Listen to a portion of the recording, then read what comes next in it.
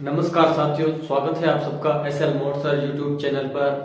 और अपन अध्ययन कर रहे थे अलंकारों का, जो वरिष्ठ अध्यापक और व्याख्याता दोनों के सिलेबस में है। और उस क्रम में हम कई सारे अलंकार देख चुके थे और आगे बढ़ते हुए जो नए अलंकार हैं उनका अध्ययन करेंगे।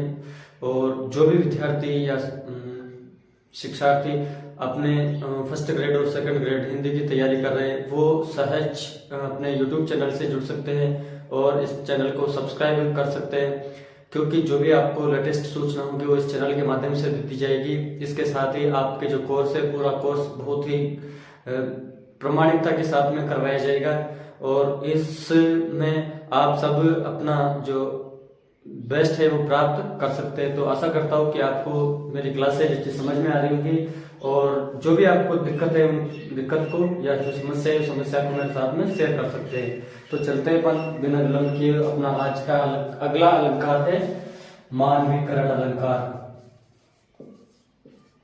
मानवीकरण अलंकार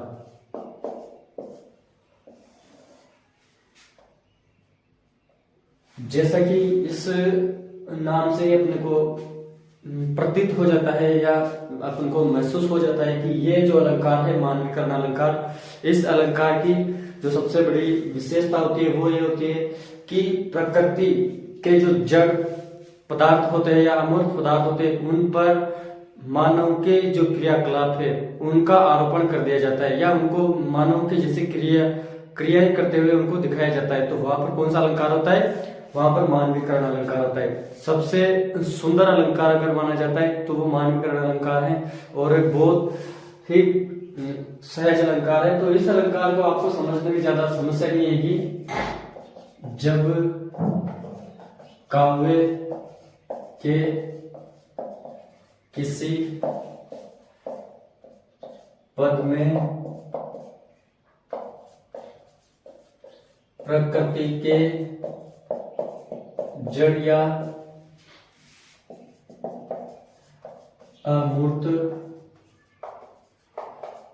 पदार्थों पर मानवीय क्रिया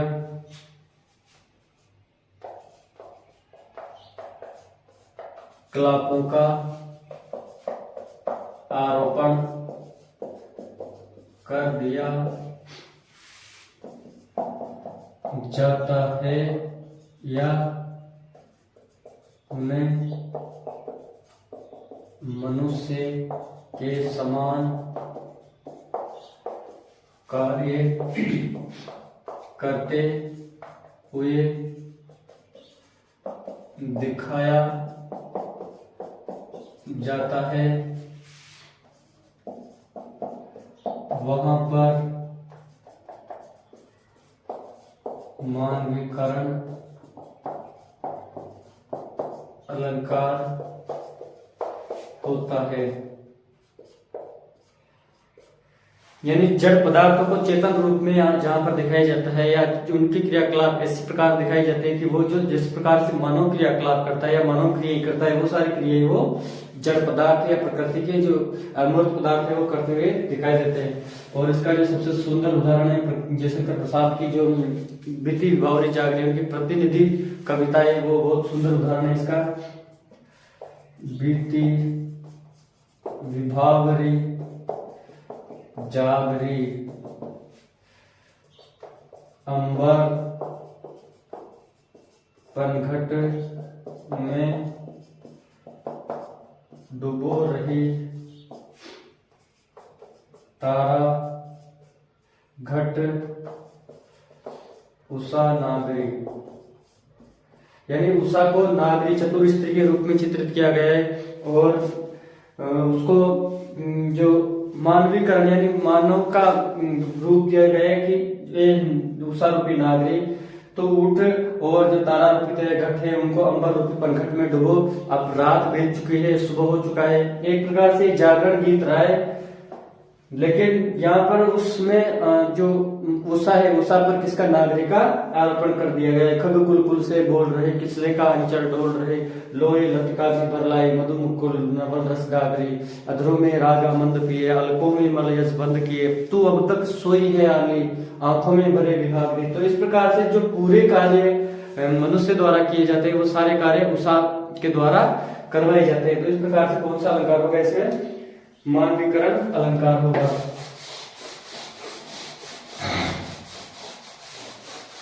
और एक उदाहरण और लिख लो।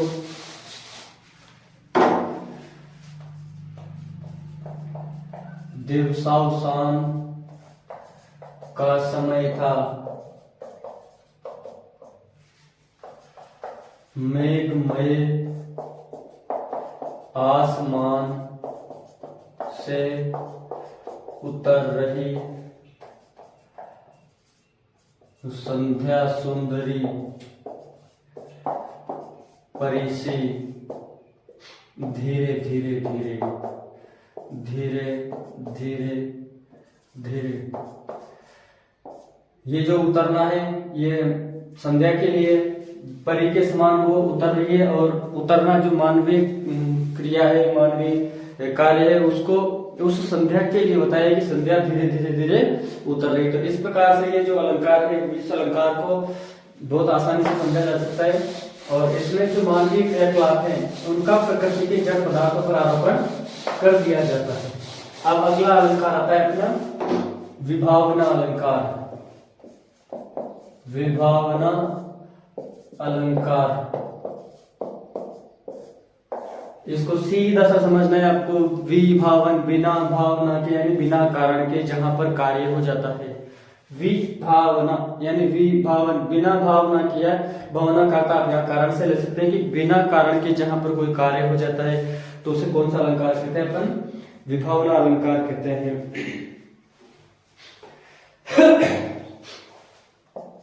जब काव्य के किसी पद में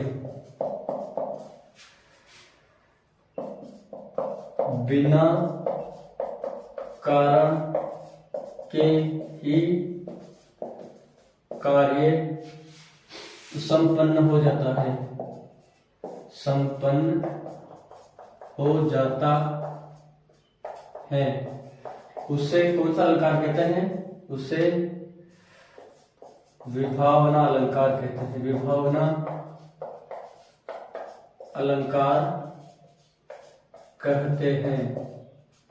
वो कौन सा अलंकार होता है, वो विभावना अलंकार होता है। वहां पर बिना कार्य के कारण हो जाता है, और इस अलंकार के संकेतवाचक शब्द जैसे बिनु, बिना, ये जो शब्द होते हैं, ये शब्द किस अलंकार आते हैं, बिनु, बिना आदि जो शब्द आते हैं, जैसे या भिन्न या रहित संकेतवाचक शब्द है। ये इस अलंकार के जो संकेतवाचक शब्द है, इन शब्दों के आते हैं आपको सीधे से कहां पहुंच जाना है, विभावना अलंकार में। और इसका जो सर्वमान्य या सर्व प्रचलित जो उदाहरण है वो कौन सा है कि बिनु पद चले सुने बिनु काना, कर बिनु कर्म करे विधि नाना। बिनु पद चले सुने बिनु काना, बिनु पद चले सुने बिनु काना। चौपाई कर बिनु कर्म करे विधि नाना, कि बिना पैरों के आदमी चलता है, जो चलता है बिना पैरों के वो चलता है, और बिना कानों के सुन लेता है, और बिना हाथों के वो कार्य कर लेता है। और कार्य भी कौन से अनेक प्रकार के कार्य करता है उस संसार में।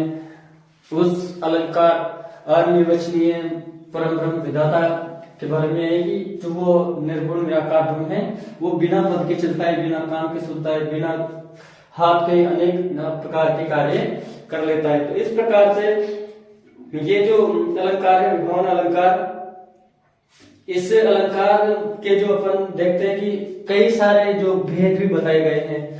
हालांकि ज्यादातर आप इससे समझ जाओगे, लेकिन 5-6 इसके भेद हैं। उन भेदों को भी आप अगर चाहो तो लिख सकते हो।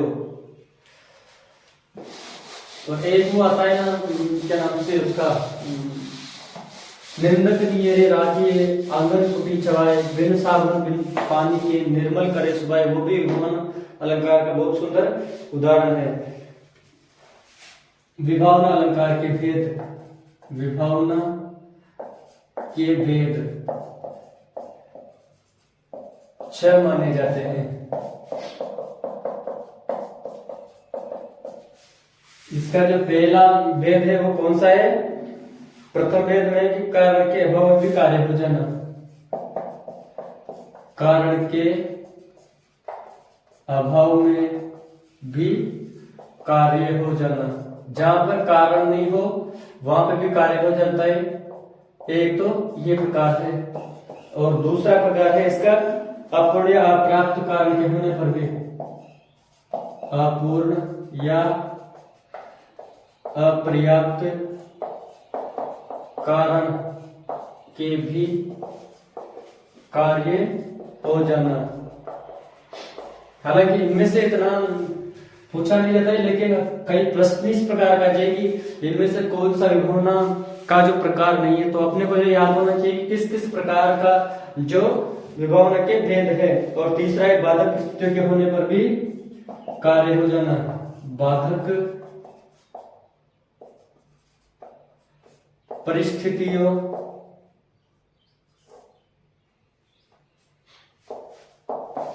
के होने पर भी कार्य हो जाना। और जो चौथा कारण है वो है वास्तविक कारण के स्थान पर अन्य कारण से कार्य होना, वास्तविक कारण के स्थान पर अन्य कारण से कार्य होना, अन्य कारण से कार्य होना। और जो पांचवा है इसका है वो है विरोधी कारण से कार्य होना, कि जो कारण विरोधी है उससे वो कार्य नहीं हो सकता, उससे भी वो कार्य हो जाता है।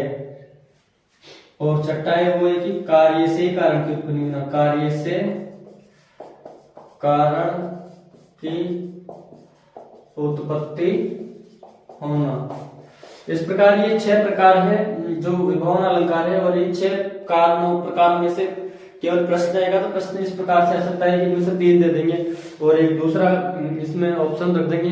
पूछ सकते हैं कि बताओ विभावना का कौन सा प्रकार नहीं है, या किस प्रकार से विभावना में कार्य नहीं होता है, या किस प्रकार से विभावना का कार्य हो जाता है। तो इस प्रकार का आपसे प्रश्न पूछा जा सकता है। तो इन 6 कारणों को भी आप अच्छी तरह से याद रख लेंगे, क्योंकि ये जो 6 कारण है इनकी वजह से जो विभावना है उसके प्रश्न बनाए जा सकते हैं। तो आज अपन ने जो 2 अलंकार देखे, मानवीकरण अलंकार और एक विभावना अलंकार, दोनों बहुत सीधे से अलंकार हैं। इनमें आपको ज्यादा समस्या आने की कोई ये नहीं है, क्योंकि बहुत सीधे से अलंकार है। मानवीकरण में मानवीय क्रियाकलापों का प्रकृति की जड़ पदार्थों पर आरोपण कर दिया जाता है, तो उसे मानवीकरण अलंकार कहते हैं। दूसरा है विभावना अलंकार, जहां पर बिना कारण के ही कार्य हो जाता है।